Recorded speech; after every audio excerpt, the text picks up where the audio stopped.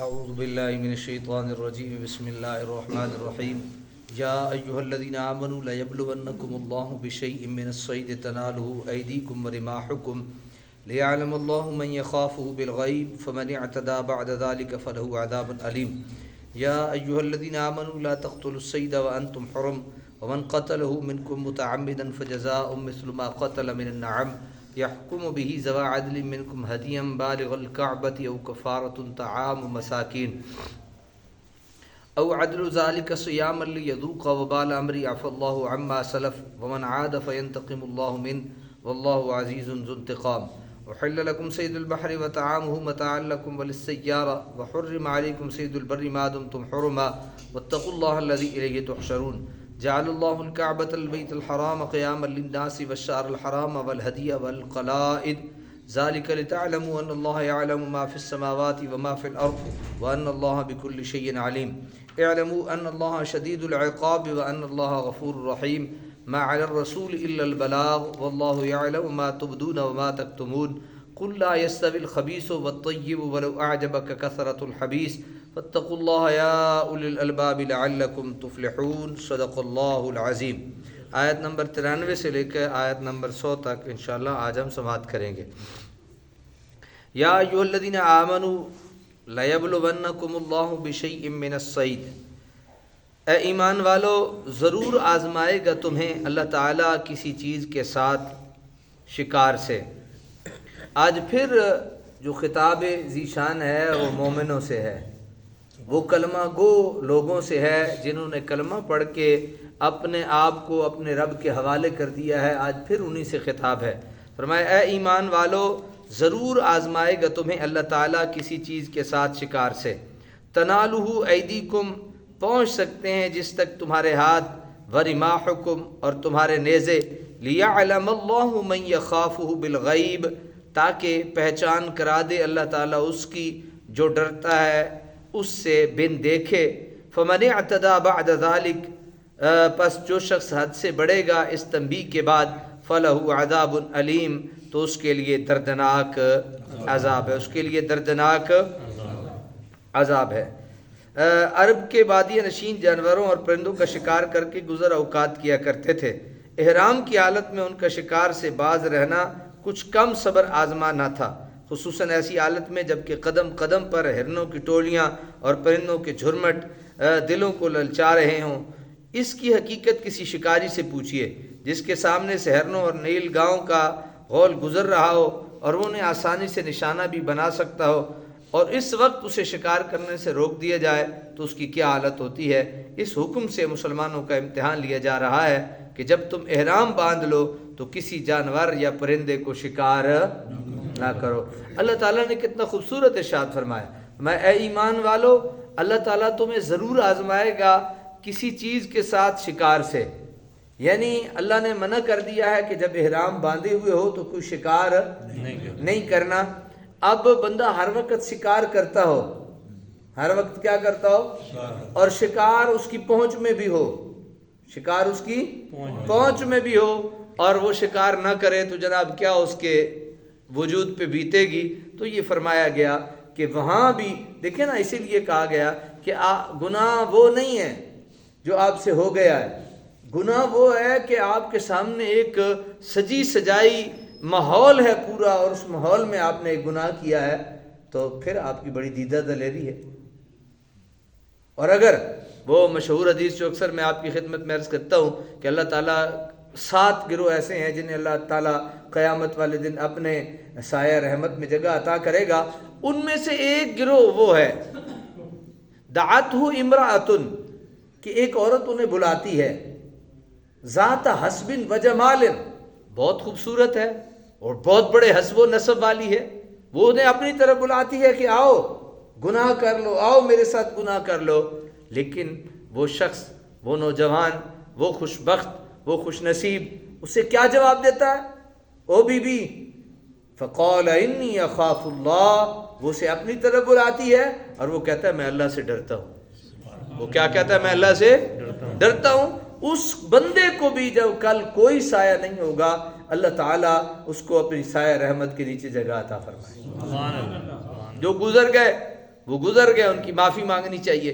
آئندہ آنے والی زندگی میں گناہ آپ کو دعوت دے رہا ہو، ماحول بھی پورا ہو، دیکھنے والا بھی کوئی نہ ہو، اور آپ گناہ کرنے پہ قدرت بھی رکھتے ہوں، تو جناب اس وقت اگر آپ گناہ کو کہہ دیتے ہیں نا، او گناہ انی اخاف اللہ، میں تو اللہ سے ڈرتا ہوں، میں تجھے نہیں کروں گا، میں گناہ نہیں کروں گا، میں اللہ سے ڈرتا ہوں، تو حضرات اللہ کریم پھر اس کا ادنا سا اجر یہ دے گا کہ کل جب سائے کی ضرورت ہوگی، پیاس لگی ہوگی، بڑی سخت گرمی ہوگی، سورج سوا نیزے پہ ہوگا، اس وقت پروردگار عالم اپنے اس بندے کو اپنی رحمت کے سائے تلے جگہ عطا فرمائے۔ سبحان اللہ، سبحان اللہ۔ اور پھر فرمایا فمن اعتدى بعد ذلك، بس جو شخص حد سے بڑھے گا اس تنبیہ کے بعد، فلہ عذاب علیم، اس کے لیے دردناک عذاب ہے۔ یا ایھا الذین آمنوا، پھر ایمان والوں کو خطاب کیا، اے ایمان والو، لا تقتلوا الصید وانتم حرم، نہ مارو شکار کو جبکہ تم احرام باندھے ہوئے ہو، ومن قتلہ منکم متعمدا، اور جو قتل کرے شکار کو تم سے جان بوجھ کر، تو فجزاؤہ مثل ما قتل من النعم، تو اس کی جزا یہ ہے کہ اس قسم کا جانور دے جو اس نے قتل کیا، یحکم بہ ذوی عدل، فیصلہ کریں اس کا دو معتبر آدمی، منکم تم میں سے، ہدیم بالغ الکعبہ، درا حالانکہ یہ قربانی کعبہ میں پہنچنے والی ہو، او کفارۃ، یا کفارہ ادا کرے، طعام مساکین، وہ یہ ہے کہ چند مسکینوں کو کھانا کھلا دے، او عدل ذالک، یا اس کے برابر جو ہے عدل ذالک صیامن، یا اس کے برابر روزہ رکھے، لیذوق وبال امرے، تاکہ چکھے سزا اپنے کام کی، عفا اللہ عما سلف، معاف فرما دیا اللہ تعالیٰ نے جو گزر چکا، ومن عاد فینتقم اللہ، اور جو اب پھر گیا تو انتقام لے گا اللہ تعالیٰ اس سے،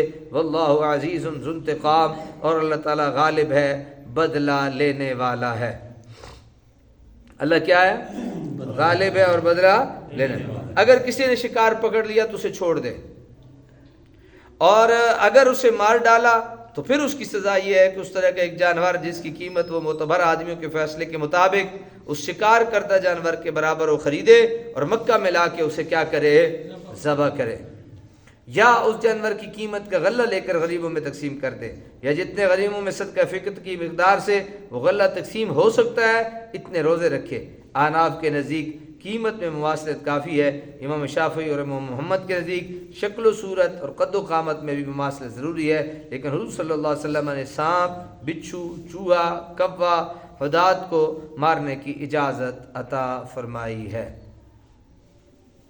جعل اللہ الکعبۃ البیت الحرام، بنایا اللہ تعالیٰ نے کعبہ کو جو عزت والا گھر ہے، قیام للناس، بقا کا باعث لوگوں کے لیے، والشہر الحرام والہدی والقلائد، نیز حرمت والے مہینوں کو اور حرم کی قربانی اور گلے میں پٹے پڑے ہوئے جانوروں کو، ذالک لتعلموا ان اللہ، تاکہ تم خوب جان لو کہ یقیناً اللہ تعالیٰ جانتا ہے، ما فی السماوات و ما فی الارض، جو کچھ آسمانوں میں ہے اور جو کچھ زمینوں میں ہے، وَأَنَّ اللَّهَ بِكُلِّ شَيْءٍ عَلِيمٌ، اور یقیناً اللہ تعالیٰ ہر چیز کو خوب جانتا ہے۔ مقام نما ہونے کی وجہ سے جی سوری احل لکم صید البحر وطعامہ، حلال کیا گیا تمہارے لیے دریائی شکار، وطعامہ، اور اس کا کھانا، متاعا لکم، فائدہ اٹھاؤ تم، وللسیارہ، اور دوسرے قافلے، وحرم علیکم صید البر ما دمتم حرما، اور حرام کیا گیا تم پر خشکی کا شکار جب تک تم احرام باندھے ہوئے ہو، واتقوا اللہ الذی الیہ تحشرون، اور ڈرتے رہو اللہ تعالیٰ سے جس کے پاس تم اکٹھے کیے گئے ہو۔ جعل اللہ الکعبہ، بنایا اللہ تعالیٰ نے کعبہ کو، مکعب نما ہونے کی وجہ سے اس گھر کو کعبہ کہا گیا ہے، یعنی کعبہ کو کعبہ کہنے کی ایک وجہ یہ بھی ہے کہ یہ مکعب نما ہے۔ مکعب نما کیا ہوتا ہے؟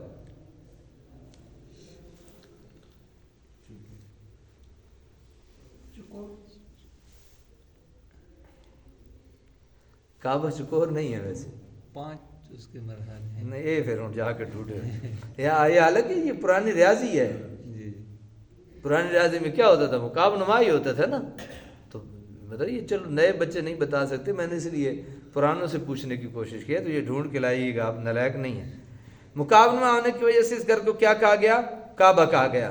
حدود حرم میں شکار کی ممانعت کرنے کے بعد اب بتایا جا رہا ہے کہ جس طرح کعبہ اور اس کی حدود جانوروں کے لیے امن گاہ ہیں، اسی طرح کعبہ انسانوں کی حفظ و بقا کا بھی سبب ہے۔ قیام اصل میں قوام تھا، واو کا ماقبل مکسور تھا، اس لیے اسے یا سے بدل دیا گیا۔ والمراد به ما یقوم به امر الناس، کعبہ مقدسہ تکوینی اور تشریعی دونوں لحاظ سے لوگوں کے حفظ و بقا کا ذریعہ ہے۔ تکوینی لحاظ سے تو اس طرح کہ اللہ تعالیٰ اس گھر کی عزت و عظمت لوگوں کے دلوں میں ایسی مستحکم کر دی کہ اس زمانے میں جب کہ جزیرہ عرب میں کوئی حکومت نہ تھی، کوئی قانون نہ تھا، کوئی دین نہ تھا، قتل و غارت کی گرم بازاری تھی، اس وقت بھی یہاں کوئی کسی کو چھیڑتا نہیں تھا۔ باپ کا قاتل بھی اگر وہاں آ جاتا تو اس کی طرف بھی بری نظر سے نہ دیکھا جاتا، باوجود اس کے کہ گرد و نواح کا علاقہ سب صحرا اور ریگستان تھا، لیکن تجارتی قافلوں کی یہی منڈی تھا۔ عرب کے گوشہ گوشہ سے لوگ یہاں ہی جمع ہوتے تھے اور کاروبار کرتے تھے۔ یہ گویا حضرت ابراہیم کی اس دعا کی برکت تھی، فَجْعَلْ أَفْئِدَةً مِّنَ النَّاسِ تَهْوِي إِلَيْهِمْ وَارْزُقْهُم مِّنَ الثَّمَرَاتِ۔ اور تشریعی طور پر اس طرح کہ حج و عمرہ کی عبادت یہاں ہی ادا کی جاتی ہے۔ ہر مسلمان دنیا کے کسی گوشے میں ہو، نماز کے وقت کعبہ کی طرف ہی رک کر کے کھڑا ہوتا ہے۔ حج کے موقع پر دنیا کے کونا کونا سے کلمہ کو کھچے چلے آتے ہیں۔ علامہ عثمانی نے یہاں خوب لکھا ہے، فرماتے ہیں سب سے بڑی بات یہ ہے کہ علم الہی میں پہلے ہی مقدر ہو چکا تھا کہ نوع انسانی کے لیے اسی جگہ سے عالمگیر اور ابدی ہدایت کا چشمہ پھوٹے گا، اور مصلح اعظم سید کائنات محمد رسول اللہ صلی اللہ علیہ وسلم کے مولد و مسکن مبارک بننے کا شرف بھی سارے جہان میں سے اسی خاک پاک کو حاصل ہوگا۔ آگے ارشاد فرمایا کہ بشار الحرام، نیز حرمت والے مہینوں کو، تو حرمت والے مہینوں میں بھی لوگوں کی حفظ و بقا کا سبب تھے، کیونکہ انہیں 4 مہینوں میں تجارتی قافلے بخوف و خطر ادھر ادھر جا سکتے، لوگ مطمئن ہو کر اپنے مقاصد کے لیے دور دراز کے سفر کر سکتے تھے۔ خوف و ہراس کے بادل جو ہر وقت افق پر منڈلاتے رہتے تھے وہ بھی ان مہینوں میں چھٹ جاتے تھے۔ انہی دنوں میں لوگ حج و عمرہ کی سعادت سے بہرہ اندوز ہو سکتے تھے۔ انہی وجوہ کے پیش نظر ان حرمت والے مہینوں کو بھی قیام للناس فرمایا گیا ہے۔ کیا فرمایا گیا ہے؟ قیام للناس، لوگوں کی بقا کا سبب۔ لوگوں کی بقا کا کیا ہے؟ سبب۔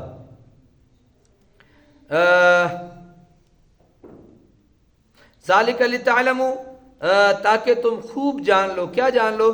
ان چیزوں کو لوگوں کی حفظ و بقا کا باعث بنا دیا دینا اللہ تعالیٰ کے علم محیط کی دلیل ہے، کیونکہ عرب لوٹ مار کے عادی تھے، حکومت اور قانون وہاں موجود نہ تھا۔ اگر کعبہ اور حرمت والے مہینے بھی نہ ہوتے تو وہاں کی حالت اور خستہ ہوتی۔ یعنی ان کو حرمت والا مہینہ بنانے کی وجہ بھی بیان فرما دی کہ وہاں کیا تھا، لوٹ مار ہوتی تھی، وہاں کیا چوریاں چکاریاں ہوتی تھی، وہاں قتل ہوتے تھے۔ تو اللہ تعالیٰ نے 4 مہینوں کو حرمت والا مہینہ بنا کے تو ان لوگوں کے لیے آسانیاں پیدا فرما دی۔ اعلموا ان اللہ شدید العقاب، تو خوب جان لو کہ اللہ تعالیٰ سخت سزا دینے والا بھی ہے۔ وان اللہ غفور رحیم، اور اللہ تعالیٰ غفور الرحیم بھی۔ سبحان اللہ۔ ما علی الرسول الا البلاغ، نہیں ہمارے رسول پر کوئی ذمہ داری سوائے پیغام پہنچانے کے۔ واللہ یعلم ما تبدون، اللہ جانتا ہے جو تم ظاہر کرتے ہو، وما تکتمون، اور جو تم چھپا رہے ہو۔ اللہ سے کچھ چھپا ہے؟ نہیں، کچھ بھی نہیں چھپا۔ قل لا یستوی الخبیث والطیب ولو اعجبک کثرۃ الخبیث، آپ فرما دیجئے نہیں برابر ہو سکتا ناپاک اور پاک۔ ولو اعجبک کثرۃ الخبیث، اگرچہ حیرت میں ڈال دے تجھے ناپاک کی کثرت۔ ناپاک کثیر بھی ہو نا تو تجھے پرواہ نہیں کرنی چاہیے، پاک اور ناپاک برابر چاہے زیادہ ہی کیوں نہ ہو۔ فاتقوا اللہ یا اولی الالباب، سو ڈرتے رہو اللہ تعالیٰ سے اے عقل والو، لعلکم تفلحون، تاکہ تم نجات پا جاؤ۔ یعنی میرے رسول کا کام یہ ہے کہ تمہیں میرے احکام پہنچا دے اور خوب کھول کر سمجھا دے، اور وہ فرض اس نے بہزار حسن و خوبی انجام دے دیا۔